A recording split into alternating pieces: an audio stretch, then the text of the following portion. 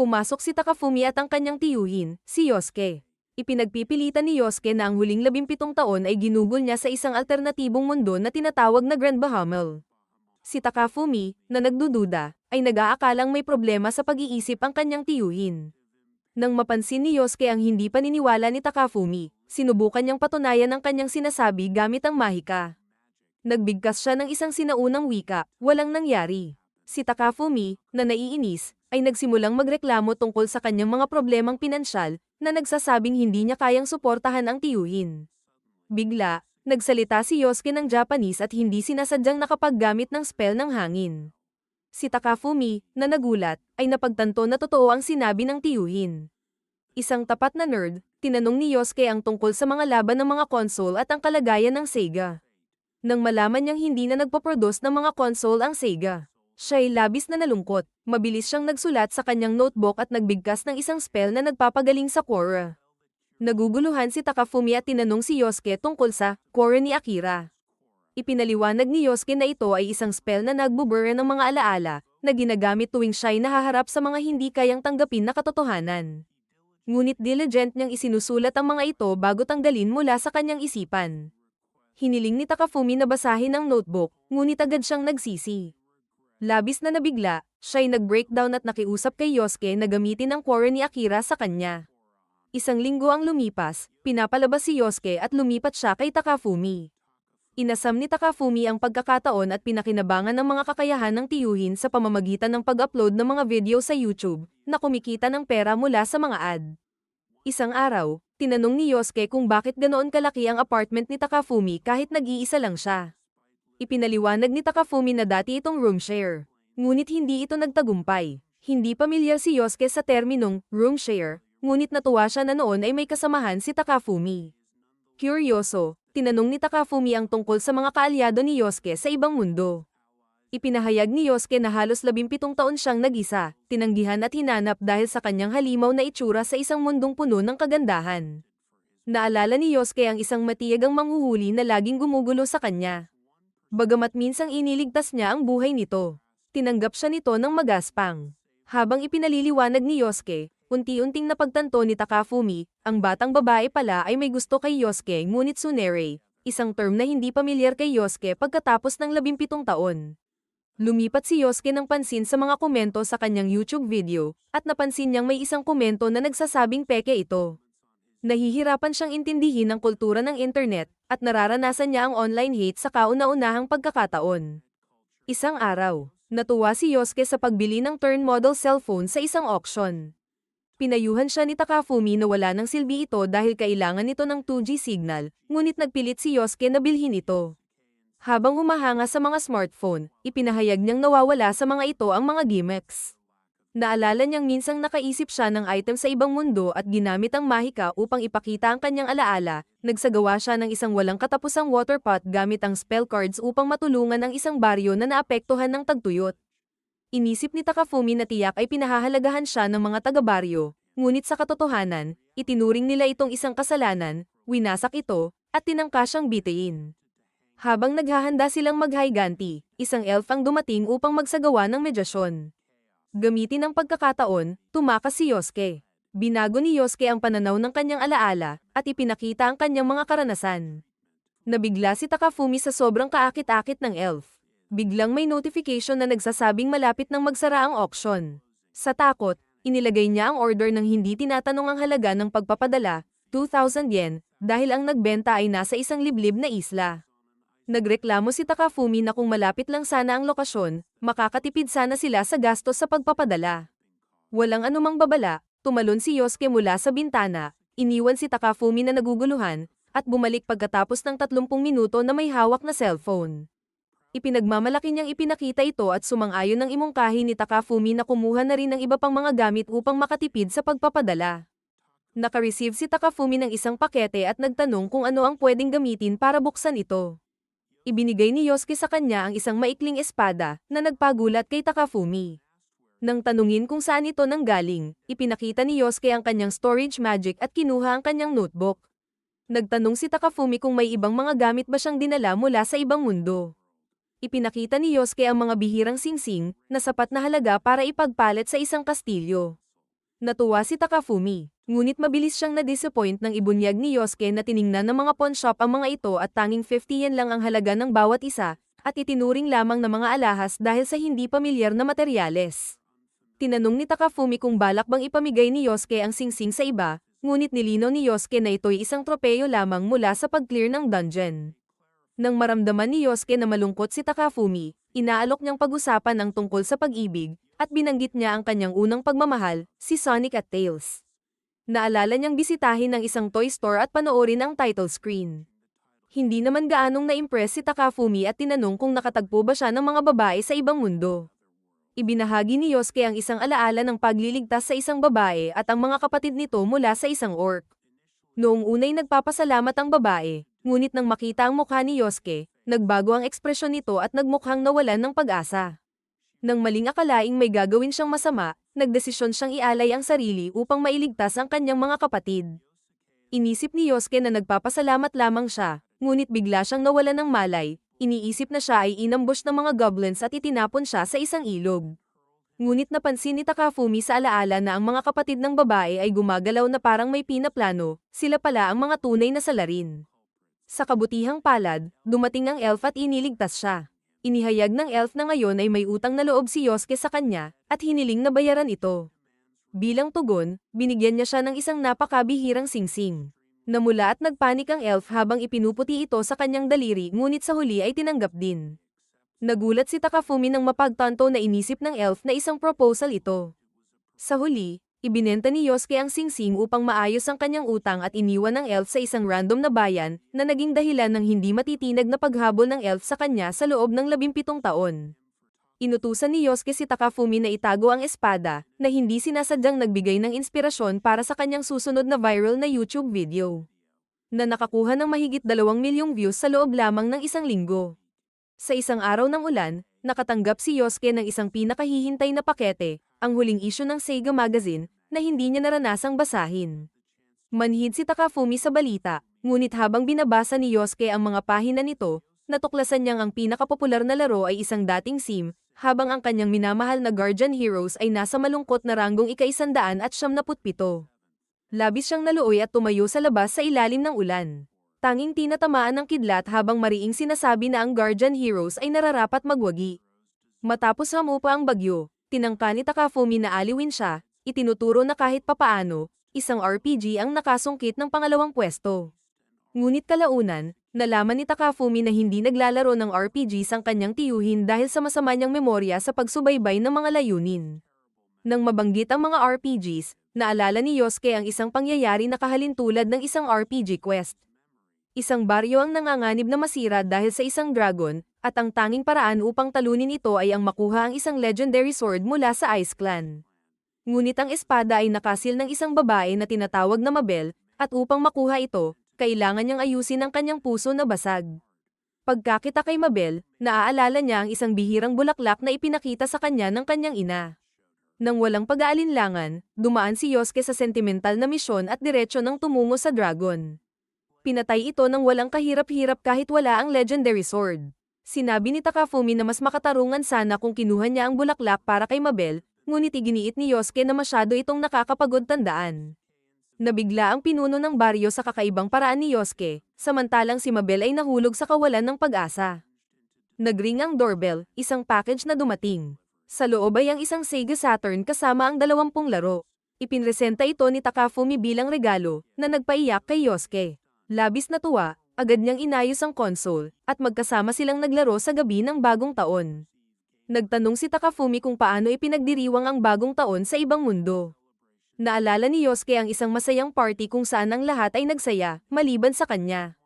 Nag-iisa siya, kumain mag-isa, at pagkatapos ay umatras sa kanyang kwarto. Nadismaya si Takafumi sa malungkot na alaala, ngunit hindi ito pinansin at nagpatuloy sila sa paglalaro ng Sega Saturn. Habang naglalaro sila, binanggit ni Yosuke na bumisita si Mabel sa kanya noong gabi. Agad na pinatay ni Takafumi ang console at inutusan siyang ipakita kung ano ang nangyari. Ipinakita ni Yosuke ang kanyang alaala, si Mabel, na naghahanap ng gabay, ay nagtatanong kung paano niya malalampasan ang kanyang takot at makakamtan ang lakas ni Yosuke. Nagbigay ng masidhing talumpati si Yosuke, ngunit nagbago ito nang malaman niyang isang rekluso pala si Mabel.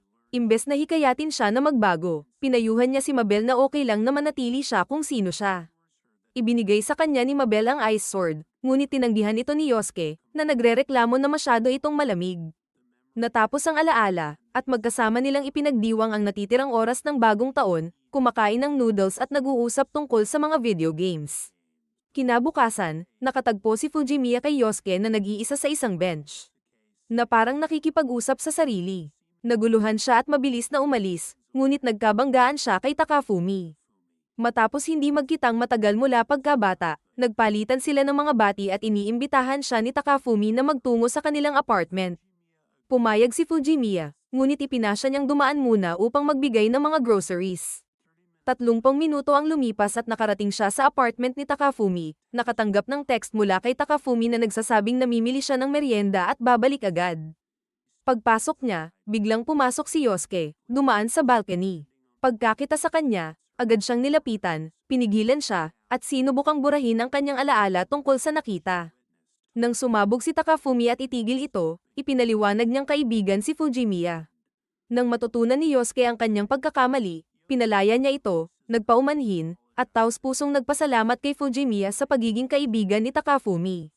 Pagkatapos, sinubukan ni Takafumi ipaliwanag na ang kanyang tiyuhin ay may mga kapangyarihang mahika at isang YouTuber. Ngunit hindi naniwala si Fujimiya, naniniwala siyang may mga delusyon si Yosuke at inaabuso ang kabutihang loob ni Takafumi. Iginiit niyang kailangan umalis ni Yosuke kay Takafumi at maghanap ng sariling landas. Mabilis na napansin ni Yosuke ang nararamdaman ni Fujimiya para kay Takafumi, sa kabila ng kanyang matinding pagtanggi at pagsasabing magkaibigan lamang sila. Hindi kumbinsido, mabilis na lumipat si Yosuke sa likuran ni Fujimiya at binasa ang kanyang isipan, natuklasan na nagpalit siya ng damit at naligo bago dumating. Nahiya si Fujimiya at namula sa kahihiyan. Biglang nagring ang doorbell, at lumapit si Yosuke upang sagutin ito. Habang nangyayari ito, hinikayat ni Fujimiya si Takafumi na maglayo-layo mula sa kanyang tiyuhin, at nag-alok pa na tumulong sa renta, isang alok na hindi naiintindihan ni Takafumi at inisip niyang nagmumungkahi si Fujimiya na mag-roommate sila. Isang araw, pagka-uwi ni Takafumi, natagpuan niyang naguguluhan si Fujimiya, nakatayo kasama ang elf mula sa ibang mundo. 75 minuto ang nakalipas. Ipinaalam ni Takafumi sa kanyang tiyuhin na bibisita si Fujimiya. Habang binabasa ang mga hindi nabasang email ng kanyang tiyuhin, natuklasan niya ang isang mensahe mula sa YouTube. Inamin ni Yosuke na hindi niya ito pinansin dahil nasa Ingles ito at hindi niya ito nauunawaan. Isinalin ni Takafumi ang mensahe, at nalaman na binago ng YouTube ang kanilang mga pamantayan sa monetization. Ngayon, kailangan ng 1,000 na subscribers at 4,000 na oras ng panunood. Bagamat natutugunan ng tiyuhin niya ang oras ng panunood, ang bilang ng kanyang subscribers ay nananatili lamang sa 812. Habang inaalam ito, napagtanto ni Takafumi na ang mababang bilang ng mga subscribers ay dahil sa mga hindi kanais-nais na interaksyon ni Yosuke sa mga komento, kung saan matigas ang kanyang pagpipilit na totoo ang kanyang mahika. Ang pressure ng posibleng pagkawala ng trabaho ay nagdulot kay Yosuke ng alaala tungkol sa isang krisis sa ibang mundo. Ang sandaling ang depensibong pader ng isang nakasil na lungsod ay nabasag. Nagbukas ng daan sa isang kawan ng 1,000 halimaw na mananakop. Dahil sa matinding kuryosidad, hinikayat ni Takafumi ang kanyang tiyuhin na ikwento ang mga pangyayari. Sumang-ayon si Yosuke at ipinakita ang kanyang alaala. Nakita niyang ang isang napakalaking pader ay nakapalibot sa lungsod, at ang mga residente nito ay nababahala sa kanyang presensya, iniisip siya na isang orc. Pumasok ang elf at ipinaliwanag na bagamat mukhang orc siya, hindi siya nito, kung orc siya, tiyak ay tinanggal na siya ng pader. Ipinaliwanag pa ng elf na ang pader ay nagsisilbing proteksyon laban sa mga mythical na hayop na nagtatago sa labas. Dahil sa labis na kuryosidad, nilikha ni Yosuke ang kanyang mga twin energy sword at pinaulan ng isang beam na nagwasak sa pader. Nagdulot ito ng kaguluhan sa mga residente ng lungsod habang si Takafumi ay nakatayo, naguguluhan at hindi makapaniwala. Nang tanungin kung bakit niya ginawa ang ganoong kalakasang aksyon, sumagot lang ang kanyang tiyuhin na gusto lang niyang subukan kung kaya niyang gawin. Pagkabasag ng pader, lumitaw ang isang dambuhalang kawan ng mga Cyclops na pinamumunuan ng isang dragon ng ulap na naghahandang sumalakay. Nang malaman ang kalubhaan ng sitwasyon, hinugot ng elf ang kanyang legendary blade at naghanda. Lumipad siya patungo sa mga Cyclops gamit ang bilis ng kanyang magic, ngunit biglang nag-regenerate ang pader, at siya ay tumilapon pabalik. Ang ginawa ni Yosuke ay hiningi lang sa mga espiritu na ibalik ang pader, at tumugon ang mga ito. Nang maibalik ang pader, umatras ang mga halimaw, ngunit nanatiling nag-aalangan ang mga residente ng lungsod kay Yosuke. Gayunpaman, mahusay na napawi ng elf ang tensyon at bilang kapalit ng pagtiyak na itatago ang papel ni Yosuke sa insidente, hiningi niyang dalhin siya ni Yosuke sa isang date. Lubos na natuwa si Takafumi sa hindi inaasahang kaganapang ito, ngunit hindi ito tumagal, bigla na lang nawala si Yosuke. Nang magtaka, napagtanto ni Takafumi na umalis ang kanyang tiyuhin upang iwasan ang pangingikil ng elf. Habang naaalala kung paano humingi ng tulong kay mga espiritu, naisip ni Yosuke na gamitin ang parehong estratehiya sa kanyang YouTube channel, sa pamamagitan ng simpleng paghiling na mag-subscribe ang mga tao. Tinanggihan ni Takafumi ang ideya, na kumbinsidong ang mga trolls sa internet ay aabuso sa kanyang desperasyon. Ngunit sa kabila ng lahat ng ito, gumana ang estratehiya, at tumaas ang bilang ng mga subscribers, na nagbigay ng pagkakataon na mapanatili ang kanyang channel. Dumating si Fujimiya. Tinitingnan ng dalawa ng may pagdududa, naguguluhan tungkol sa kung anong plano nila. Pagkatapos, pinagalitan ni Fujimiya si Yosuke dahil sa pagiging pabigat kay Takafumi, na nagsasabing hindi magandang pinansyal na hangarin ang YouTube. Pinawalang bahala ito ni Yosuke, kaya't sinabi ni Fujimiya na hindi pwedeng magkaroon ng kasintahan si Takafumi dahil sa kanya. Hindi tinatablan, iminungkahi ni Yosuke na si Fujimiya na lang ang tumira sa kanila, ngunit agad itong tinanggihan ni Takafumi. Nang mga sandaling iyon, nakatanggap siya ng notification tungkol sa isang sale at nagmamadaling lumabas para mamili. Pag-alis ni Takafumi, sinubukang makipag-usap ng tapat ni Yosuke kay Fujimiya tungkol sa nararamdaman niya kay Takafumi, ngunit tumanggi siya. Inilipat ni Yosuke ang usapan sa mga romansa na nakita niya sa mga video games, na ikinatawa ni Fujimiya. Nabigo, umalis si Yosuke sa kwarto. Nakaramdam ng guilt si Fujimiya, kaya't sumunod siya upang humingi ng paumanhin, ngunit natagpuan niya ang elf at ang mga itinagong damit ni Yosuke. Ipinakilala ng elf ang sarili bilang tiyahin ni Takafumi at ipinagpatuloy ang seryosong pag-uusap hanggang sa bumalik si Takafumi. Nabigla si Takafumi sa sinabi ng elf, at agad niyang naisip ang katotohanan, ang kanyang uncle ay nagbago. Tinanong niya si Yosuke kung bakit hindi ito nagbago ng itsura sa ibang mundo, at ipinaliwanag ni Yosuke na ipinagbabawal ang magic ng pagbabago dahil sa panganib na mawala ang sariling pagkakakilanlan. Habang may pagkakataon, iminungkahi ni Takafumi na gumawa sila ng YouTube video na magpapakita ng kakayahan ng transformation ng kanyang uncle. Kahit tumanggi si Yosuke sa simula, pinanggako ni Takafumi na maglalaro sila ng Guardian Heroes, na nag-iwan kay Fujimiya na naguguluhan sa buong palitan ng ideya. Habang nag-upload ang video, nagpasya silang balikan ng isang alaala mula sa nakaraan ni Takafumi. Nabigla si Fujimiya sa pagpapakita ng magic, ngunit agad siyang pinayapan ni Takafumi na hologram projector lang ito. Ipinakita sa alaala kung paano siya nang bully kay Takafumi, na nagwasak sa mga alaala niyang mahalaga sa kanilang kabataan. Nang makita ito, natakot siya at sinubukang itigil ang pagpapalabas. Ngunit sa huli, nagbago ang kanilang galit at naging magkaibigan. Matapos ang pag-upload, napanood nila kung paano ipinakita ni Takafumi ang kanyang uncle bilang VTuber. Nagulat si Yosuke nang malaman na walang gameplay footage sa video, ngunit sa kanilang gulat, naging instant hit ito at nakakuha ng higit sa 200,000 views. Ang comment section ay puno ng paghanga sa adorable niyang itsura. Habang masaya si Takafumi sa kanilang tagumpay, si Yosuke, na nabigo sa hindi inaasahang resulta, ay bumalik sa kanyang orihinal na anyo na nag-iwan kay Fujimiya na lubos na nagulat. Sa kabila ng sugatang pride, nag-enjoy sila sa isang marangyang sushi feast, na dulot ng kita na hindi niya namalayang nalikom. Habang pinapanood nila ang isa pang alaala ni Takafumi, pinagtawanan siya ng dalawang batang lalaki, hanggang sa baligtarin ni Fujimiya ang sitwasyon at sila naman ang gawing bully, kaya't humanga si Takafumi sa kanya. Ngunit nang makita ito, nalungkot si Fujimiya. Inamin niyang naging brat siya, ngunit naalala niyang niyakap ang pagiging babae noong siya ay nasa middle school. Napansin ni Takafumi na masarap ang lasa ng kape ni Fujimiya, kaya't sinabi niyang bumili siya ng grinder at beans gamit ang birthday money ng kanyang uncle. Nais niyang magbigay ng regalo, kaya't nagpadala si Fujimiya ng larawan niyang naka-swimsuit noong middle school, umaasang maakit siya. Ngunit agad na tinangkang tanggalin ni Takafumi ang larawan, ayaw niyang magtago ng litrato ng isang batang babae. Kaya't labis na nalungkot si Fujimiya. Naka-receive si Takafumi ng alerto tungkol sa sale ng coffee beans at nagmamadaling umalis. Sa inis ng pagtanggi, nagalit si Fujimiya at nagpaluhan ng kape si Yosuke. Bilang isang reaksyon, gumamit siya ng ice magic na nagyayelo sa parehong kape at kay Fujimiya. Agad niya itong pinainit, ngunit basang-basa si Fujimiya. Ibinigay niya ang mga damit ni Takafumi kay Fujimiya at umalis upang matuyo ang kanya. Pagkatapos maligo, sinuot ni Fujimiya ang top ni Takafumi. Nang biglang pumasok siya, nagkatinginan sila at agad siyang sumigaw sa kahihiyan, kaya't tumakbo si Takafumi, humihingi ng paumanhin. Nais sanang akitin ni Fujimiya si Yosuke, ngunit siya ay natulala ng walang kaalam-alam na nag-alok si Yosuke na akuin ang responsibilidad. Tinawagan si Yosuke ni Takafumi at ipinag-utos ang memory wipe. Pinigilan siya ni Fujimiya, at inamin na hindi naman siya nagmamadali, na ikinagulat ni Takafumi at nagpasalamat siya sa pagiging maalalahanin ni Fujimiya bilang kaibigan. Isang linggo pagkatapos, inanunsyo ni Fujimiya ang kanyang ika-20 kaarawan. Ibinahagi ni Yosuke ang kanyang pilosopiya, huwag sumuko, maaari magbago ang lahat sa isang iglap.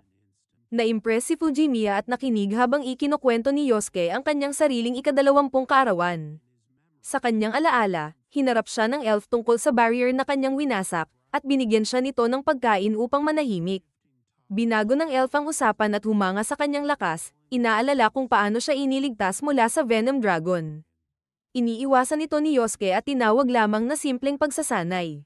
Nang akusahan siya ng elf na ginagamit ang mga ganitong gawa upang akitin ang mga babae, sinabi niyang hindi seryoso at tinukoy ang pagpatay niya sa Blaze Dragon.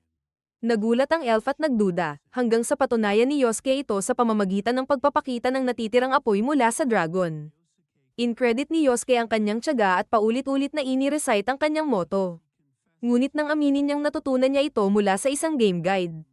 Nag-iwan si Takafumi at Fujimiya nang hindi makapagsalita habang nagpatuloy si Yosuke sa paglalaro ng laro. Nagpatuloy ang alaala nang inimbitahan ni Yosuke ang elf sa kanyang inn. Nagdalawang isip siya, ngunit hinawakan ni Yosuke ang kanyang braso, na nagpatigil kay Takafumi at Fujimiya. Sa huli, sumunod siya kay Yosuke, at habang naglalakad, tapat na nagpasalamat si Yosuke sa elf sa pagtulong sa kanya sa lahat ng pagsubok. Nagulat ang elf at napagtanto ang kahalagahan niya kay Yosuke. Sa inn, nangako ang elf na susuportahan siya magpakailanman, ngunit ipinahayag lamang ni Yosuke ang pasasalamat at sinabi niyang hindi ito kinakailangan. Pagkatapos, isinara niya ang kanyang kwarto at natulog. Pagdating ng umaga, tinanong ng elf si Yosuke tungkol sa kanyang mga plano para sa araw. Namangha si Takafumi sa kanyang tiyaga, ngunit napansin ni Fujimiya ang mga bakas ng luha sa mata ng elf, at naisip niyang umiyak siya buong gabi. Naramdaman ni Fujimiya ang hindi komportableng sitwasyon. Kaya't uminom siya ng isang inumin at pinilit na uminom din si Yosuke. Agad siyang nainom at natamba, at habang sinusubukan ni Fujimiya na lumabas, pinigilan siya ni Takafumi. Nagpa siya si Yosuke na ihatid siya pauwi, gamit ang isang wind spell na nagpalipad sa kanila pataas. Habang nagsasagawa ng spell, iminungkahi ni Fujimiya na maging isang pro baseball player siya, gamit ang magic upang maghagis ng ultra-fast pitches. Ngunit tinanggihan ito ni Yosuke, inaalala kung paano siya minamaliit ng kanyang mga kaklase sa baseball, ngunit patuloy niyang hinangaan ang kanilang dedikasyon. Walang pag-aalinlangan, iginiit ni Yosuke na ang paggamit ng magic ay labag sa kanyang mga prinsipyo. Pagkatapos, nag-focus siya sa mga terminolohiya sa baseball, dead ball, at steal ng bases, na nagpaalala sa kanya ng isang muntik ng pagpatay. Ibinahagi niya ang alaala, na nagsasabi na naglalakad siya sa isang kagubatan matapos talunin ng isang dungeon. Biglang inambush siya ni Mabel mula sa Ice Clan, nilamag ang kanyang mga binti at tinakling siya.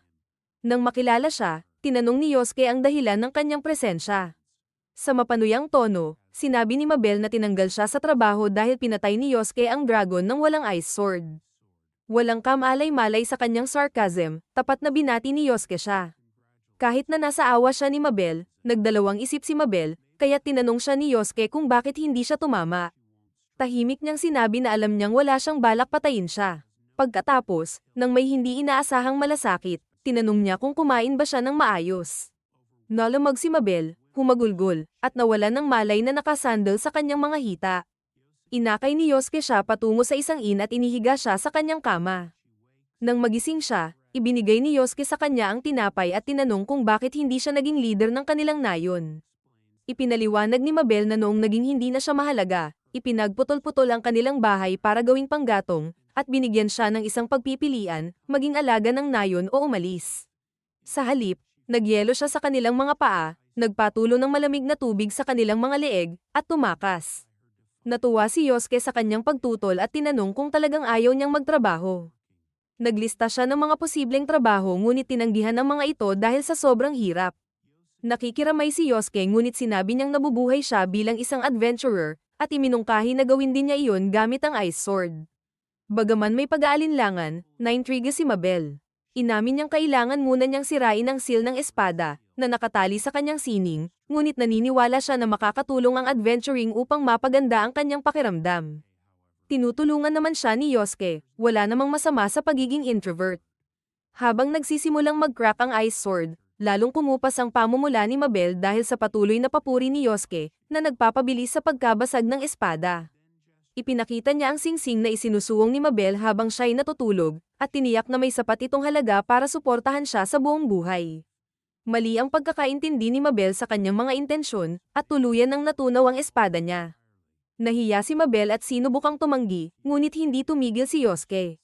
Habang siya ay nagpupumilit na magayos ng sarili, iminungkahi ni Yosuke na magstay siya ng magdamag.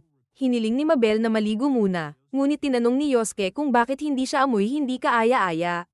Sinabi pa niyang ibenta ang singsing upang masaklo ang bayad sa kanyang palaigo. Nilinaw ni Yosuke na kapag ibinenta niya ang singsing, magiging walang problema na siya sa pera. Nang matutunan ni Mabel ang kanyang pagkakamali, agad na nag-refreeze ang espada at tinangka niyang sumugod kay Yosuke. Pumasok ang elf sa gitna ng kaguluhan at nakita niyang pinipigilan ni Yosuke si Mabel. Walang pag-aatubili, pinakawalan ng elf si Mabel at gumanti ng pagpapakulong kay Yosuke gamit ang magic, mabilis nilang nabuo ang kanilang alyansa. Nagbiro ang elf tungkol sa takot na magising na kasal sa isang orc, ngunit hindi ito alintana ni Mabel. Inilahad ni Mabel na ang Ice Clan ay nagmula sa mga tao mula sa ibang mundo. Ikinwento niya ang kanilang pinagmulan, nagsimula 400 taon na ang nakararaan ng isang samurai mula sa ibang realm ang na-reincarnate. Nais niyang makamit ang pabor ng Diyos, kaya't humiling siya ng isang espada na kayang patayin ng isang Diyos. Ngunit bago siya makapagtapos, pinutol siya ng elf, na nabasa na ang kwento sa isang libro. Si Mabel, na labis na nalungkot dahil tinapos ng elf ang kanyang kwento, ay napaluha. Ang pagsasalaysay ng kwento ay isa sa mga kaunting bagay na ipinagmamalaki niya, at ang pagtanggi dito ay nagwasak sa kanya.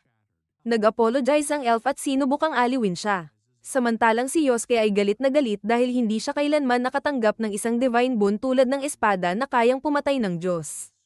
Iminungkahi ni Takafumi na balikan ng sandali kung kailan siya unang dumating sa ibang mundo. Binuksan ni Yosuke ang kanyang mga alaala at natagpuan ang eksaktong sandali ng kanyang muling buhay. Agad siyang nakatagpo ng isang grupo ng mga lalaki na inisip siyang isang orc at pinagbubugbog siya ng walang awa.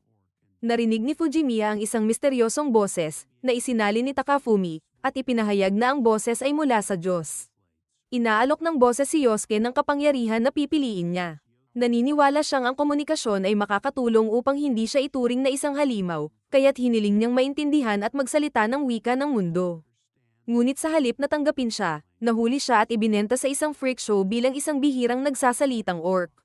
Mas masahol pa, ang presyo ng kanyang pagbebenta, 3 bronze coins, ay nakakainsulto sa kababang halaga. Sa kanilang pagkabigla, nadiskubre ni Takafumi at Fujimiya na kahit walang kwenta na kalakal ay binibenta ng 120 bronze. Kaya't ang halaga ni Yosuke ay halos wala. Habang nasasaksihan nila ang alaala, parehong nakakaranas ng nosebleed sina Yosuke at Takafumi. Ibinunyag na si Yosuke ay tinanggal ang traumatiko nitong pangyayari mula sa kanyang isipan, at ang alaala ni Takafumi tungkol dito ay nawala matapos basahin ito sa diary ng kanyang tiyuhin. Nagpatuloy ang alaala, ipinapakita si Yosuke na nakabilanggo kasama ang iba pang mga hayop. Nag-fast forward sila ng 1 linggo, ganap nang nakalimutan siya nang nagbabaligya ng alipin. Inisip ni Takafumi at Fujimiya na nawalan na ng katinoan si Yosuke.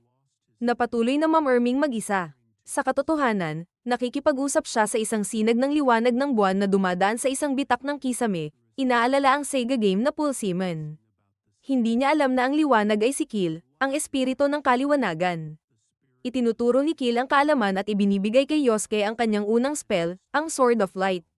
Gamit ang bagong kapangyarihan, nakatakas si Yosuke. Napagtanto ni Fujimiya na ang kanyang kakayahang makipag-usap sa mga espiritu ay nagmula sa kanyang kasanayan sa pagsasalin wika. Ang revelation na ito ay labis na nagulantang kay Yosuke, na palaging iniisip na ang kanyang kahusayan sa magic ay dahil sa kanyang adaptability sa mga laro. Sa alaala, pinalaya ni Yosuke ang mga nakakulong na mga halimaw bago tumakas. Isang kuneho ang sumunod sa kanya, at inisip ni Takafumi na inaalagaan niya ito bilang alaga, hanggang sa mag-wild ito at umatake sa kanya. Nagkaroon ng kaguluhan ng magalit ang lahat ng nilalang, at inatake nila pareho sina Yosuke at ang nagbabaligyan ng alipin. Ayaw mabuhay bilang isang ordinaryong mamamayan, pinakawalan ni Yosuke ang kanyang bagong light magic, na nagligtas sa kanya at sa nagbabaligyan ng alipin. Noong unay nagpapasalamat, ngunit nagbago ang mukha ng nagbabaligyan ng alipin mula sa ginhawa tungo sa takot nang makita ang dagwang mukha at maniakong ekspresyon ni Yosuke. Pagkatapos, inilipat siya ni Yosuke sa isang ligtas na lugar. Sa buong magdamag, pinatay ni Yosuke ang bawat hayop na nagwawala, at sa umaga, niluto at kinain ang mga ito. Walang pakialam niyang binanggit na ito ay isang promising na simula para sa kanyang paglalakbay, na nag-iwan kay Fujimiya at Takafumi na natulala. Nang dumating ang gabi, nagpa siya si Fujimiya na umuwi para sa hapunan. Pumayag si Yosuke na magpahinga ngunit binanggit na mas lalo pang lumala ang mga bagay mula noon, patungo sa sandali nang mailigtas niya ang elf mula sa isang dragon. Ayaw palampasin ang kwento, mabilis na sinabi ni Fujimiya sa kanyang pamilya na maghapunan na lang nang wala siya. Naalala ni Yosuke ang laban niya laban sa Venom Dragon, na tinalo ito ng isang hampas lang. Naghinagpis si Fujimiya sa pagpapalampas ng hapunan para sa ganitong kabilis na tagpo, ngunit ipinaliwanag ni Yosuke na ginamit lamang niya ang mahina na parte na nasira na ng elf. Habang nagpapatuloy ang alaala, inaalok ni Yosuke ang elf ng kanyang hoodie, ngunit hinugot ng elf ang isang kutsilyo. Inisip siya bilang isang orc. Nang matanto ang pagkakamali, ibinaba ng elf ang sandata, ngunit inisip ni Yosuke na tinutuklaw siya ng elf. Agad siyang nagpanik at inangat ang hoodie ng elf upang tingnan kung may sugat, kaya tinawag siya ng elf na pervert at binansagan ng mga insulto, nagsimula ang kanilang magulo na relasyon. Walang masabi sina Takafumi at Fujimiya. Nagmumurmur si Yosuke tungkol sa patuloy na abala ng elf sa kanya, kabilang ang pagkakataong nilamag siya ng elf. Nagtanong si Fujimiya kung ano ang nangyari pagkatapos. Ipinakita ng alaala na nakahiga si Yosuke mula sa freezing na pangyayari, at parehong nagbantay ang elf at si Mabel sa kanya buong magdamag. Isang tender na sandali kay Yosuke at elf ang biglang naputol nang magsalita si Mabel sa kanyang pagtulog, nagsasabi na gusto niyang iwasan ang trabaho at umiyak nang humihingi ng tulong kay kanyang ina, nagising ang elf at pinukpok siya ng karate chop. Nahihiya, nagmamadaling magpaliwanag si Mabel tungkol sa kanyang slip talk. Pinaalalahanan siya ni Yosuke na maaari niyang ibenta ang singsing na ibinigay niya. Ngunit nagatubili si Mabel, ipinahayag na wala siyang kasanayan sa pagtawaran. Masigasig na inalok ng elf na tulungan siya, ngunit pinili ni Mabel na itago na lang ito. Iminungkahi ni Yosuke na maaaring alagaan ng elf si Mabel, na inisip ni Mabel bilang pagiging alaga niya. Habang nagsasalo sila ng almusal, formal na ipinakilala ni Mabel ang kanyang sarili sa elf at kay Yosuke. Ang elf, hindi ipinapaabot ang tunay na pangalan, ay nagpakilala bilang elf, at sinabi ang kanyang misyon na kumuha ng mga sinaunang relikya. Si Yosuke, sa kabilang banda, ay ipinakilala ang kanyang sarili bilang Wolfgang Blood, na nag-iwan kay Takafumi at Fujimiya ng pagkabigla sa pekeng pagkakakilanlan. Inangkin niya na isa siyang manlalakbay mula sa ibang lupain na naghahanap ng daan pauwi. Nang tanungin ni Takafumi ang alias, ipinaliwanag ni Yosuke na ayaw niyang ipakita ang tunay niyang pangalan sa mga estranghero. Inanunsyo ng elf ang kanyang pag-alis patungong Ikosa, ang bayan kung saan ibinenta niya ang kanyang singsing. Tanong ni Yosuke kung bakit, ngunit agad nakilala ni Takafumi at Fujimiya ang kanyang intensyon, balak niyang bilhin muli ito. Nararamdaman na may banta kay Mabel. Si Mabel, sa kabilang banda, ay nagtanong tungkol sa plano ni Yosuke. Binanggit niya ang pagsisiyasat sa isang kalapit na dungeon na tinangka ng isang bayani na linisin. Inaalok ni Mabel na samahan siya, ngunit nagpilit magpahinga muna, kaya nagdesisyon si Yosuke na mag-isa nang lumabas. Habang palubog ang araw, tinawag ni Yosuke ang gabi. Si Fujimiya, gutom na gutom, ay nagsisisi sa hindi pag-uwi para sa hapunan, kaya tinrato sila ni Yosuke ng ramen. Sa isa pang alaala, nagising ang elf at sinubukang kunin ang kanyang kwintas gamit ang mga paa. Hindi inaasahan ni Yosuke na pumasok at hiningi ang kanyang hoodie pabalik. Tumanggi siya, na sinasabing kanya na iyon. Determinado si Yosuke na ibalik ito, kaya gumamit siya ng magic upang pigilan siya. Nahihirapan si Yosuke na kunin ang kanyang hoodie dahil ang kanyang magic ay humahadlang sa kanyang mga galaw. Matalinong iminungkahi ng elf na alisin niya ang spell para mapadali ang proseso. At sumunod siya ng walang kalaban-laban hanggang sa mag-ambush siya. Nang mawalan ng malay, nagising si Yosuke at nakita niyang siya ay ginamo at iniwan. Habang nire-reflect niya ang insidente, ipinahayag ni Yosuke ang hindi pagkakapantay-pantay, at pumayag si Takafumi, na nagsabing mas mabuti pang hinayaan na lang niyang kunin ng elf ang hoodie. Iginiit ni Yosuke na ang elf ay laging kinukuha ang kanyang mga gamit nang hindi ibinabalik, ang tanging eksepsyon ay ang kanyang damit na nag-udyok sa kanila na ipasuot ito kay Fujimiya. Nang makita siya ni Yosuke na suot ito, hindi inaasahan na nami-miss niya ang elf. Pagkatapos, ipinahayag ni Yosuke ang opisyal na pangalan ng kanyang kakayahang pagsasalin wika, Wild Talker, ayon sa suhestyon ni Takafumi. Biglang napansin ni Fujimiya ang oras at nagmadali upang umalis, na nagsabing may mga gawain siya sa kolehiyo. Naiwan mag-isa, pinanood ni Takafumi si Yosuke na naglalaro ng Golden Axe, kung saan ipinakita niya ang isang estratehiya para maglakad ang mga kalaban patungo sa kanilang kapahamakan. Ipinagmamalaki niyang sinabi na ang kanyang husay sa gaming ay napakahalaga sa ibang mundo, na nagdala sa isang alaala ng kanyang mga karanasan kasama ang ibang mga adventurer. Inatake ng mga adventurer si Yosuke, ngunit nag-skip siya papunta sa pagkatapos na siya ay napanood na nilang nasupil ang mga ito, at linilinaw niyang hindi siya isang goblin. Nakilala siya ni Alicia, ang healer ng grupo, bilang ang isa na inisip na orc noong Winter Festival. Ipinakilala ang kanyang mga kasama, sina Riga at Edgar. Bagamat nagdududa, humiling si Alicia ng tulong kay Yosuke para ipagtanggol ang isang bayan mula sa isang goblin raid. Madali siyang sumang-ayon. Habang papalapit ang horde, sinabi ni Yosuke na may plano siya, ngunit tinukso niya ang mga goblin na umatake sa kanya. Matapos talunin ng walang awa, inamin niyang hindi umubra ang kanyang pitfall trap. Determinado, sinubukan niyang gumamit ng jump attack na inspired ng kanyang laro, ngunit paulit-ulit siyang nabigo. Sa huli, winasak niya ang isang bundok, na bumagsak at tinadtad ang mga goblin. Proud siyang ipinagmalaki na ang kanyang karanasan sa gaming ang nagbigay daan sa tagumpay. Hindi pa rin na-impress si Takafumi, na sinabi na hindi naging kapaki-pakinabang ang mga galaw sa laro. Tumanggi si Yosuke na tanggapin ang katotohanan at nanindigan na siya ang iniligtas ng mga galaw na iyon. Sa kanilang pagbabalik sa bayan para sa kanilang gantimpala, tila nakatagpo na ng kasamahan si Yosuke. Ngunit nang banggitin ni Alicia na nakita siyang nag-ayos ng barrier sa Sealed City. Agad niyang tinanggal ang alaala ni Alicia, pati na rin ni Edgar at Riga. Sa kabila nito, nagtagpo muli ang kanilang mga landas. Pagkatapos ng isa pang laban at isang paglilinaw na hindi siya isang orc, ipinaalam nila kay Yosuke ang tungkol sa isang giant hedgehog na nanggugulo sa isang bayan. Inisip ni Yosuke si Sonic, kaya't iminungkahi niya ang diplomatikong approach, na umaasang magkakaroon ng mapayapang solusyon. Nang lumabas ang nilalang, nadismaya siya dahil hindi ito kahawig ni Sonic. Sinubukan niyang makipag-ugnayan, ngunit mabilis niyang natuklasan na pinapatay nito ang mga tao para lamang sa kasiyahan. Nang walang pag-aalinlangan, sinunog ni Yosuke ito, na nag-iwan lamang ng mga abo.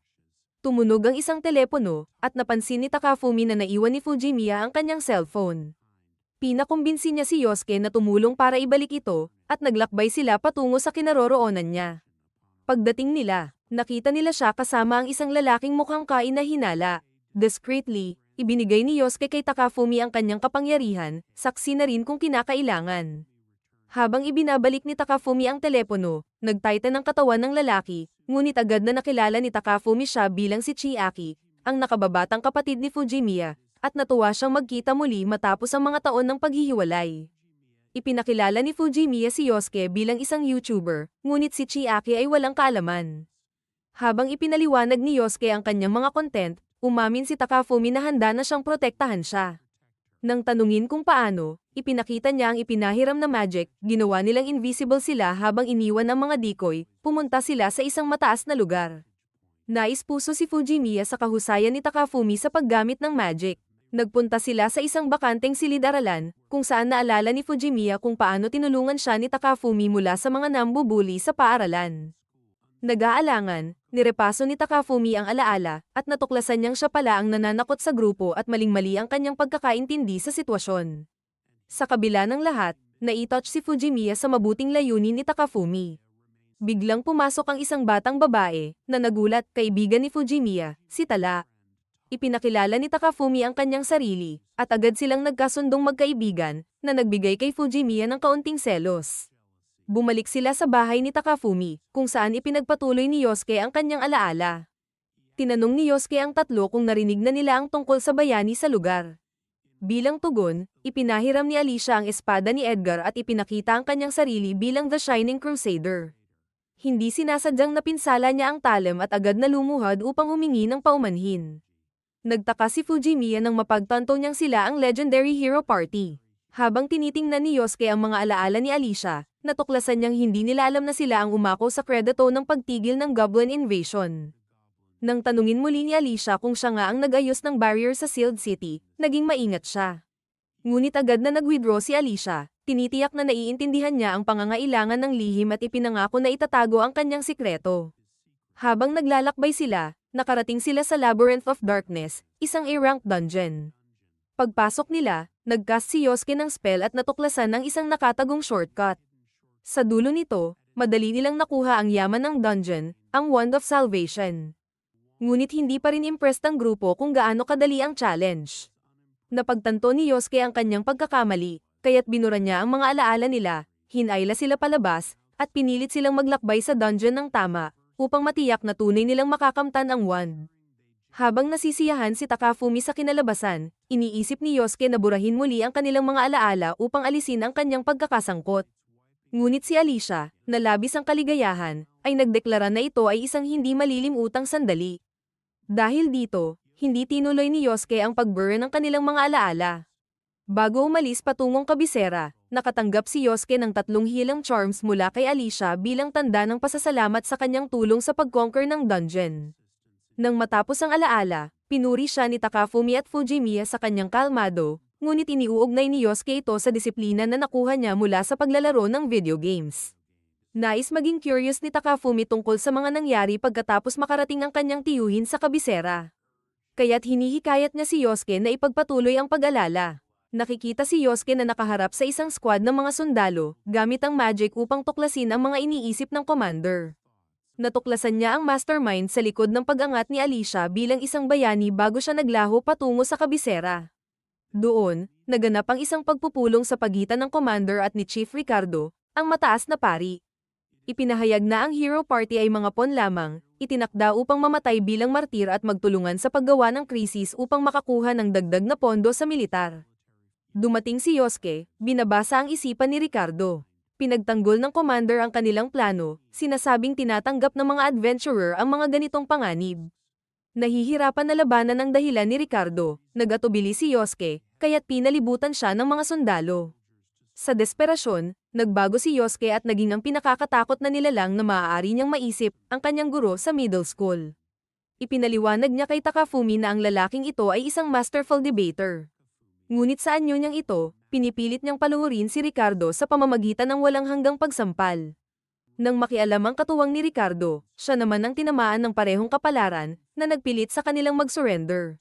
Nang maguluhan si Ricardo, ipinahayag niya ang lumalalang kawalang tatag ng mundo, mga hindi maipaliwanag na pangyayari tulad ng pagkamatay ng Blaze Dragon at ang nasirang barrier sa Sealed City. Agad niyang napagtanto na si Yosuke ang may kagagawan sa mga pangyayaring ito. Hindi na kayang ituloy ang pagsalakay, nagatubili si Yosuke. Bigla, isang alon ng enerhiya ang sumabog, at dumating si Mabel. Binalik siya sa kanyang tunay na anyo habang ang napakalaking kapangyarihan ni Mabel ay damapo sa kanya. Isang makasaysayang laban ang naganap, ngunit sa katotohanan, ito ay isang ilusyon na nilikha ng kanyang magic, habang sila ay ligtas na nagmamasid mula sa gilid. Tinanong ni Yosuke ang presensya ni Mabel, at ipinagmalaki niyang naging kabalyero siya ng kaharian. At nakinabang siya mula sa kanyang bagong posisyon. Hinikayat siya nitong sumama sa kanya, iminungkahi na magpatalo siya upang makuha niya ang dagdag na sahod at gawing tagasunod siya. Ngunit tumanggi si Yosuke na tanggapin ang pagkatalo.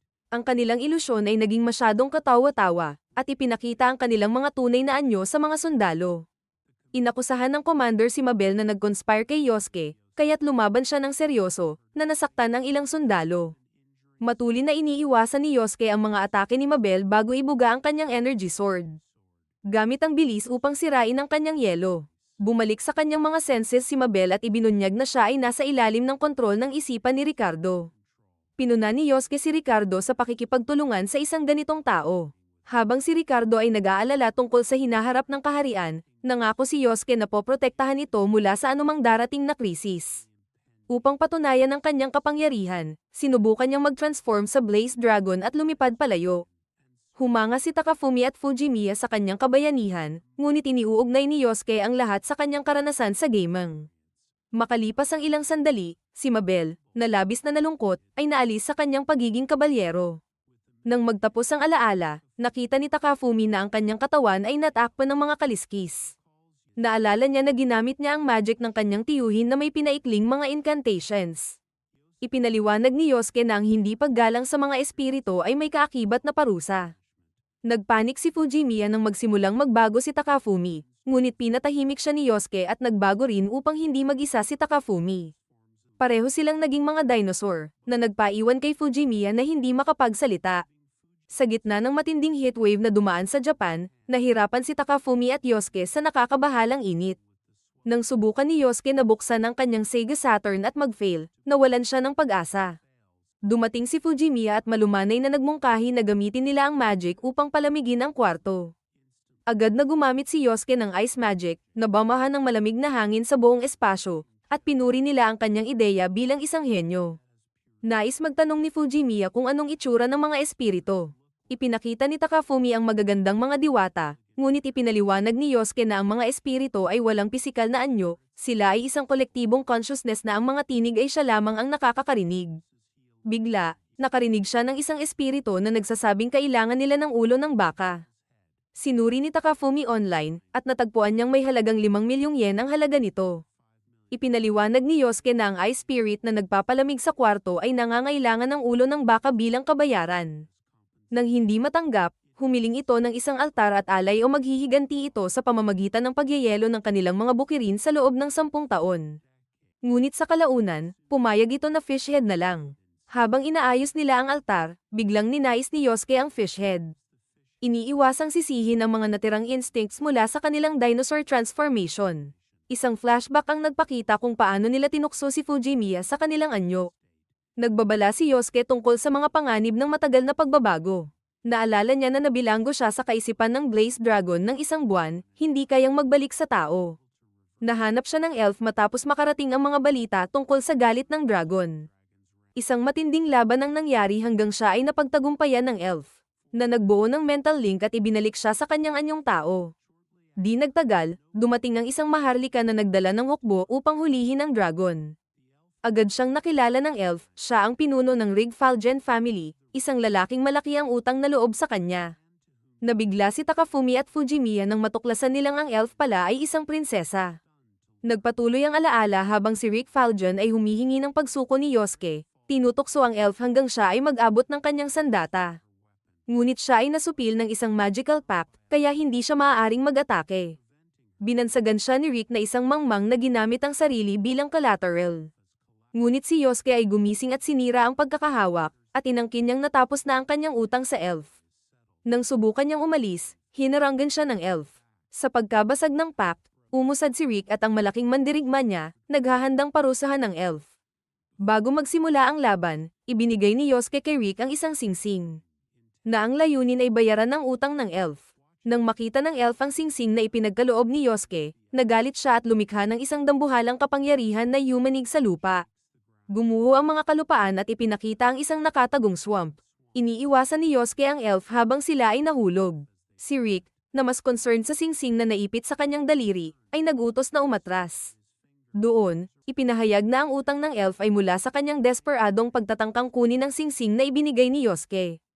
Nang magkadungis sa putik, nagpasya silang pumunta sa isang malapit na hot spring upang maglinis. Makaraan ng ilang oras, dumating si Sawa, kaibigan ni Fujimiya, sa apartment complex at labis na nag-alala nang lapitan siya ni Chiaki. Ang kakaibang ugali ni Chiaki ay ikinagulat ni Sawa, at ang walang pakialam na attitude ni Takafumi ay lalong nagpalala ng kanyang kaba. Habang umaakyat sila sa hagdan, patuloy si Chiaki sa pagsasalita tungkol sa kanyang koleksyon, cutie, na nahuli, at mga video na i-post online. Na nagpadala kay Sawa sa isang tahimik na takot. Pagpasok nila, mabilis na nagbigay ng babala si Sawa kay Fujimiya na si Chiaki at Takafumi ay mga degenerate na nagmamasid sa kababaihan bilang mga collectibles. Nang makita ang fishhead altar sa living room, nagpanik siya at naisip nilang kasapi sila sa isang kulto, kaya't sinubukan niyang tumakas, ngunit bumalik si Yosuke, na may nakakatakot na ngiti na lalong nagpalala sa sitwasyon.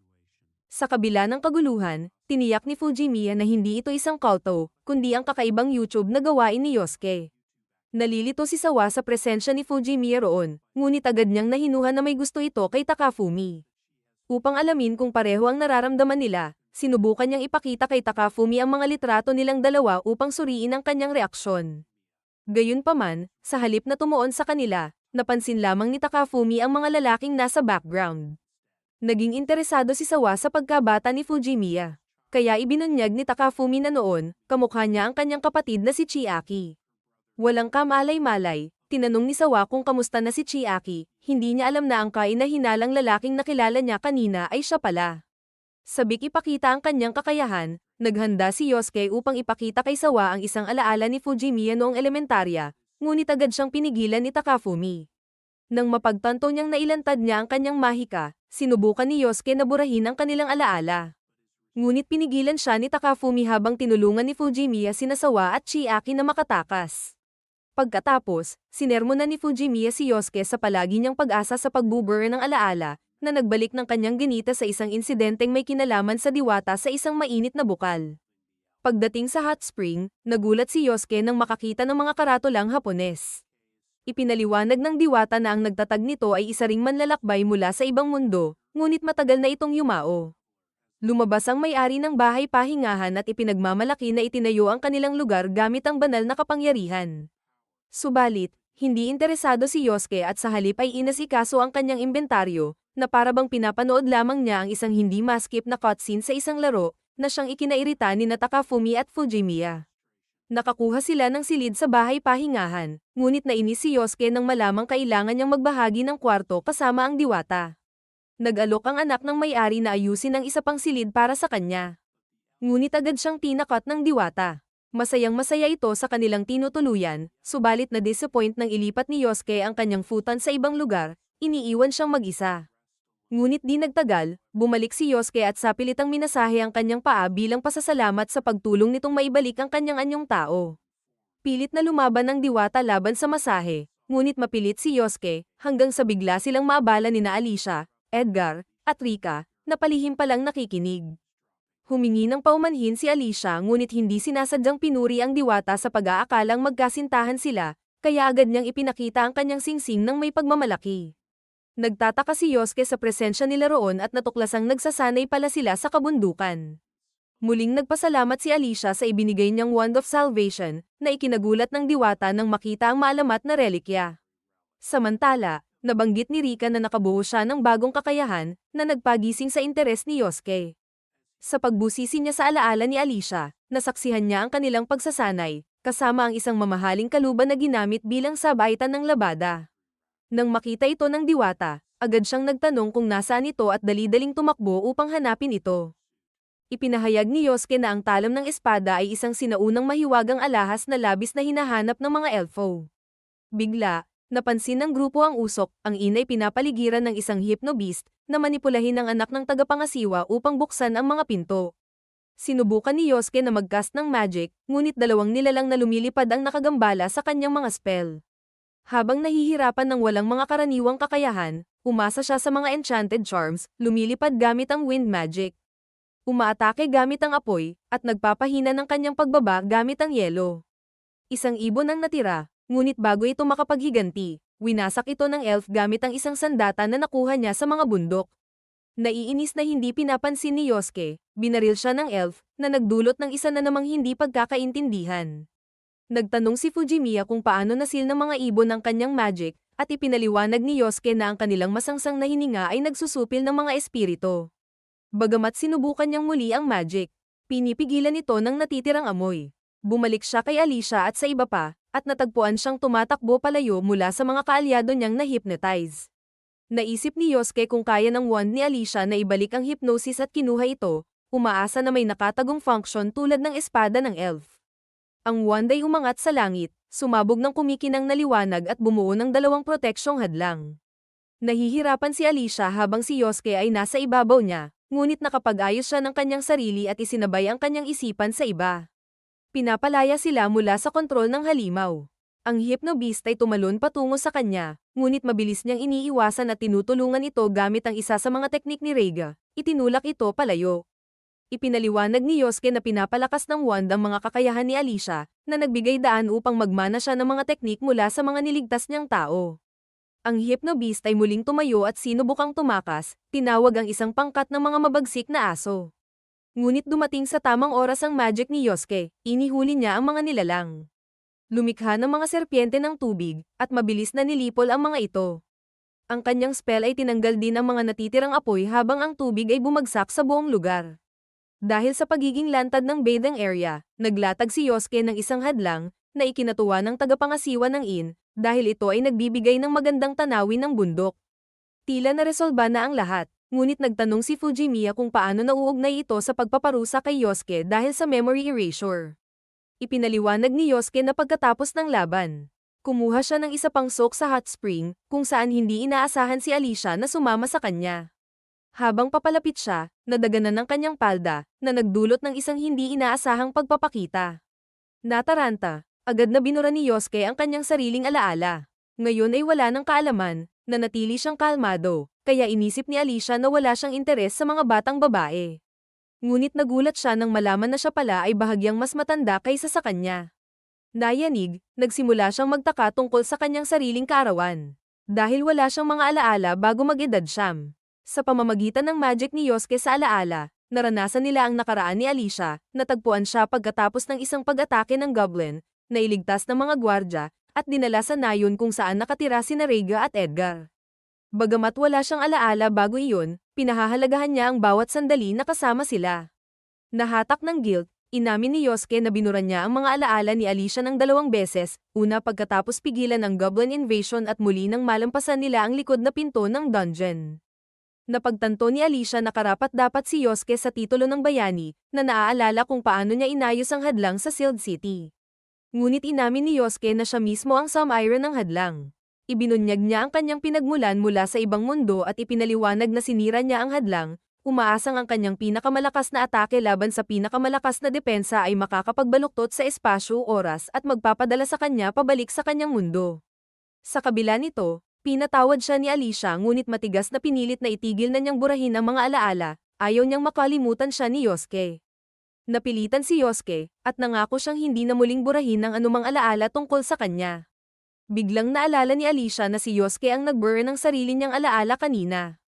Ipinagpilitan niyang malaman kung ano ang nangyari, determinado na hindi masira ang kanyang pangako. Nahihiya, nag-aatubili si Alicia na muling gawin ang eksena, ngunit bago niya magawa, pinaputokan sila. Nagulat si Yosuke nang magkapira-piraso ang kanyang hadlang. Dumagdag pa ang mga sumunod na putok, na nagpilit kay Yosuke na tumakas. Iniwan si Alicia. Isang buwan nang lumipas, tumanggap si Yosuke ng misyon upang talunin ang isang kumakantang halimaw, na ang kanta ay nagsasabi tungkol sa 3 dambana at mga pagsubok sa lupain. Habang umaatake, bumangga siya sa gitna ng pagtakbo nang mapagtanto niyang ang halimaw ay si Mabel. Nag-aalala siya tungkol sa kaligtasan ni Mabel sa kagubatan, kaya tinanong siya kung bakit hindi siya naroroon sa kabiserang lungsod bilang isang kabalyero, hindi alam na siya ay tinanggal. Sinabi ni Mabel na siya ay nagbitiw para sa kalayaan, at pinili niyang manirahan sa kagubatan sa ilalim ng proteksyon ng isang nakakatakot na estatwang yelo upang takutin ang mga manghihimasok. Nalaman ni Yosuke na siya pala ang tinatawag na kumakantang halimaw, kaya naghanda siya para sa laban. Nagpanik si Mabel at agad na sumuko, tinanggal ang estatwang yelo. Wala na siyang pupuntahan, kaya ngayon ay humarap siya sa isang hindi tiyak na hinaharap. Pinaalala ni Yosuke kay Mabel na maaari niyang ibenta ang singsing na ibinigay niya kung kinakailangan. Ngunit tumanggi siya na ibenta ito. Inisip ni Yosuke na maaari siyang kumita ng pera bilang isang bard, ngunit nahihiyang inamin ni Mabel na komportable lamang siya na kumanta mag-isa. Natawa si Yosuke at sinabi na sa hitsura at boses ni Mabel, magiging sikat siyang idol sa Japan. Nangarap si Mabel ng kayamanan, habang si Yosuke naman ay nag-iisip kung paano siya makakabalik sa kanyang mundo. Upang pasayahin si Yosuke, inalok ni Mabel na kumanta ng isang awit mula sa kanyang mundo. Nagtaka si Takafumi kung anong kanta ang pinili ni Mabel. Nang marinig ang background music mula sa Sonic the Hedgehog, nakatulog si Yosuke sa hita ni Mabel habang patuloy siyang kumakanta. Samantala, ang mga kabalyero ay naghahanda ng ambush, ngunit dumating ang elf at mabilis na tinapos ang mga ito. Pagkatapos, tinamaan siya ng matalim na titig kay Yosuke na nakasandal sa hita ni Mabel. Walang kaalam-alam si Yosuke at inisip niyang mabait lang ang elf, habang si Takafumi at Fujimiya naman ay agad na nakaramdam ng galit mula sa elf. Nagtataka si Takafumi tungkol sa pagmamahal ng kanyang tiyuhin sa musika ng video game. Kaya tinanong niya ito. Si Yosuke, na sabik na ipakita ito, ay tumingin sa isang manual, ngunit napansin niyang mali pala ang pagkakapronunsya niya sa pangalan ng bayani sa loob ng isang dekada. Labis na nalungkot, siya'y nahulog sa kalungkutan. Nang maglaon, sinubukan niyang mag-film ng YouTube video bilang ang elf ngunit nahirapan, patuloy pa ring malungkot dahil sa kanyang pagkakamali. Ibinabaliwala ito ni Fujimiya bilang isang bagay na walang kabuluhan, ngunit iginiit ni Yosuke na mahalaga ang mga pangalan. At inalala ang nangyari ng ibahagi ng elf ang kanyang tunay na pangalan. Nagulat si Takafumi at Fujimiya at hiniling nilang makita ang alaala. Kinabukasan matapos makilala si Mabel, hinarap ng elf si Yosuke tungkol sa pakikisalamuha niya kay Mabel at Alicia. Naiinis, tinanong siya kung bakit tinatawag niya ang mga ito sa pangalan habang siya ay hindi tinatawag sa parehong paraan, kahit na mas matagal na niyang kilala ang elf. Sumagot si Yosuke na hindi siya sinabihan ng elf ng pangalan nito. Nagsimula silang magtalo, nang ituro ng elf na hindi rin ibinahagi ni Yosuke ang kanyang tunay na pangalan. Upang matapos ito, bigla ang ipinahayag ni Yosuke ang kanyang tunay na pangalan, Yosuke, na nagpasabik sa elf. Nang tanungin niya ang pangalan ng elf, ibinanggit nito ang isang napakahabang pangalan. Nang makita niyang sobrang komplikado ito, binigyan niya siya ng palayaw, Soy. Tumutol siya, tinawag itong hindi magalang at sinabi niyang hindi ito papayagan ng kanyang mga kababayan. Ngunit nang ipaliwanag ni Yosuke na ang Soy ay nangangahulugang berde, tulad ng mga mata niyang parang hiyas, namula siya. Bagamat nag-aatubili, tinanggap din niya ito sa isang kondisyon. Maari lang siyang tawaging Soy kapag sila lang ang magkasama. Bilang kapalit, ipinangako niyang itago ang pangalan ni Yosuke, na nais lamang niyang siya lang ang makagamit nito. Sumama si Mabel at tinanong sila tungkol sa kanilang usapan. Ipinaliwanag ni Yosuke na naruroon siya upang tuklasin ang mga guho, na nakilala ni Mabel bilang isa sa 3 sagradong dambana ng lupa. Ayon sa kanyang awit, ang dambana ay para sa isang dayuhang mandirigma, na ginagawa si Yosuke bilang malamang na kandidato. Habang papalapit si Yosuke, bigla na lang sumabog ang dambana. Isang banal na nilalang ang lumitaw, at instinctively, naghanda si Yosuke para sa laban. Ngunit pinigilan siya ni Takafumi. Nagtatanong kung bakit niya winasak ang dambana. Ipinaliwanag ni Yosuke na dahil sa malakas na kapangyarihang nagdala sa kanya sa mundong ito, inisip niyang ang pagtalo sa lakas ng dambana ay makakatulong sa kanya upang makabalik sa bahay. Naalala ni Fujimiya na 3 dambana ang naroroon, ngunit tahimik na inamin ni Yosuke na winasak na niya ang 2 pang iba sa mga nakaraang pakikipagsapantaha. Nagpatuloy ang alaala habang pinapalabas ni Yosuke ang buong lakas laban sa nilalang. Ngunit agad itong nag-regenerate. Napansin ng elf na ito ay isang purong masa ng banal na mahika, na hindi maapektuhan ng mga pisikal na atake. Mga halimaw ang tumutubo mula sa lupa, kaya't pinilit ng elf na hampasin sila gamit ang kanyang espada habang si Mabel ay nagyayelo sa kanila, ngunit patuloy silang nabubuhay muli. Sinubukan ni Yosuke na pasabugin sila, ngunit habang siya ay umuusad, nahulog siya sa ilalim ng kontrol ng isipan, at inatake ang 2 babae gamit ang kanyang mga apoy. Tumalo ng elf upang protektahan si Mabel, ngunit nailigtas sila ng espada na kayang mag-freeze ng Diyos. Habang pinag-uusapan nila kung paano pabagsakin si Yosuke, dumating si Reiga at pina-fly siya palayo. Inisip niyang isang orc si Reiga, at ipinagmalaki ang kanyang lakas, habang si Alicia naman ay nagpapagaling sa nasugatang elf at si Mabel. Naghahanap sila ng umaawit na halimaw, ngunit agad nilang napagtanto na ang tunay na banta ay naroroon. Ipinaliwanag ng elf na sila ay nakaharap sa isang banal na nilalang at na si Yosuke ay nasa ilalim ng kontrol ng isipan.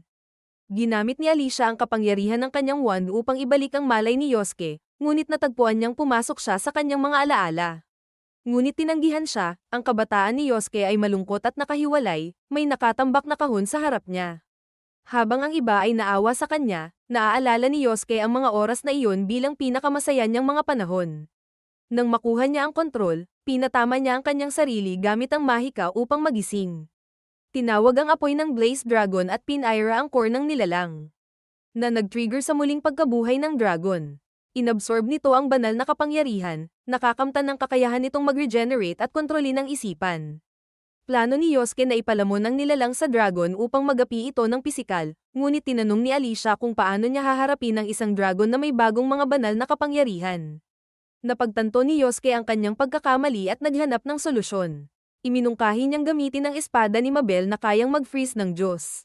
Ngunit siya ay naparalisado sa takot, kaya't naging walang silbi ito.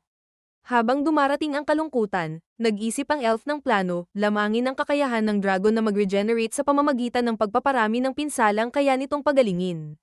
Ipinaliwanag ng elf na ang kanyang espada ay kayang sumipsip at magpalakas ng enerhiya. Gamit ang lakas ni Yosuke, may pagkakataon silang manalo. Nag-aalala si Alicia tungkol sa kontrol ng isipan, ngunit tiniyak ng elf na ang hiyas sa kanyang noo ay nagsisilbing pananggal laban sa mental na impluensya. Lumapit si Alicia kay Yosuke at binalikan ang kanilang huling pagkikita sa hot spring. Tinatanong siya ni Yosuke tungkol sa alaala na kanyang binura, ngunit tumanggi si Alicia, na nahihiya, na ibunyag ito. Habang gumagalaw ang dragon, nagatubiling humiling ang elf kay Yosuke na buhatin siya upang makalipad. Tumanggi si Yosuke at mas pinili niyang gamitin ang kanyang mga kadena, hinayla siya papunta sa laban. Naniniwala si Mabel na hindi siya kinakailangan sa laban, kaya't nagtatangkang magtago. Ngunit ang dragon ay nakatuon sa kanya, ang malalim na galit nito sa Ice Clan ay nag-uudyok na atakihin siya. Iminungkahi ni Yosuke na magamit siya bilang pain, kaya't wala siyang ibang magawa kundi sumunod. Habang tumatakbo siya papunta, naghagis ang dragon ng isang malaking bato, ngunit si Alicia ang umagapay, iniligtas siya gamit ang isa sa mga teknik ng espada ni Edgar. Habang nakikipaglaban ng iba sa dragon, napansin ni Yosuke ang alalahanin ng elf. Gayunpaman, naalala niya ang mga salitang binitiwan ni Yosuke, na huwag sumuko. Matatag, nagpa siya silang ipagpatuloy ang laban. Si Takafumi, na labis na emosyonal, ay pinindot ang pause sa alaala, na pagtanto niyang malapit na niyang masaksihan ang matinding engkwentro ng pantasya na matagal niyang inaasam mula nang makilala ang kanyang tiyuhin.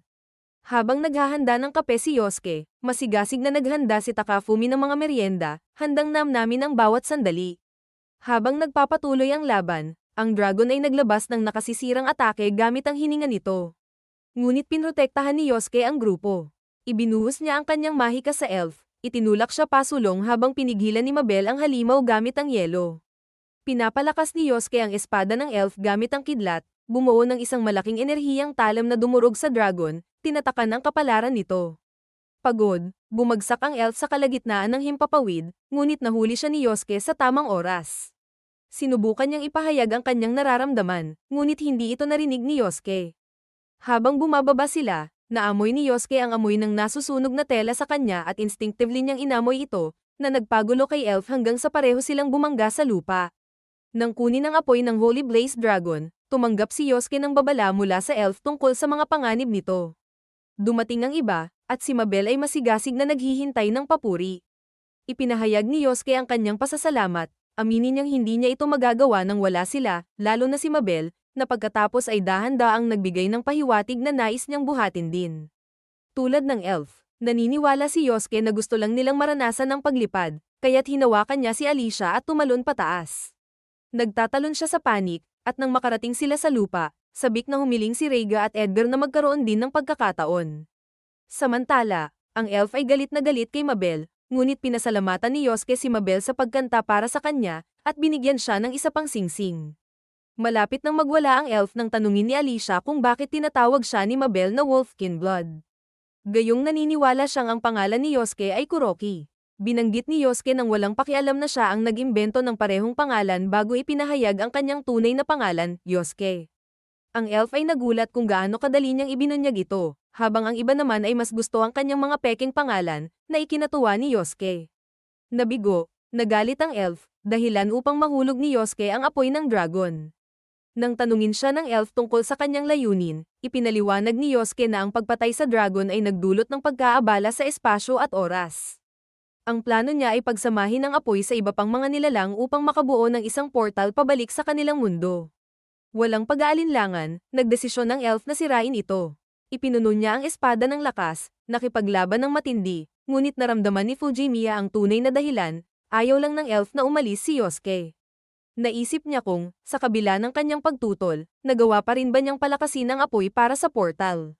Ngunit pinigilan siya ni Takafumi, hindi nais na sirain ang patuloy na kwento. Dumating ang gutom, at muling tinreat ni Yosuke ang grupo sa ramen.